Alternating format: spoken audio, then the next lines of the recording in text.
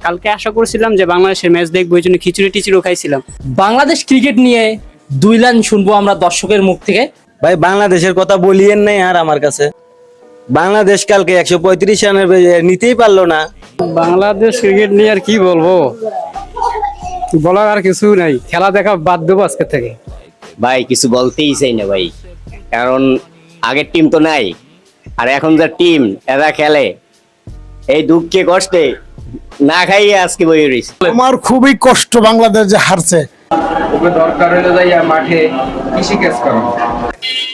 ভাই জীবনে যতবার বাংলাদেশে খেলা দেখছি, আল্লাহর দেওয়া প্রত্যেকবার হারছে, কিন্তু লাস্টে ওই ভাই আমার কিচ্ছু বলার নেই ভাই। হতাশ। বলার মতো তেমন কিছু নাই। এরপরেও আমরা বাঙালিদের যে অভ্যাস, যে যদি বাংলাদেশ খারাপ কিছু করে তাহলে আমরা যখন তখন মনে করেন যে গালিগালা শুরু করি। বাংলাদেশে ভাইয়া এত ভালোবাসি ভাইয়া, বাংলাদেশ কিচ্ছু পায় না। লাভে আমাদের দুর্নাম, বাংলাদেশ সাপোর্ট করবো না।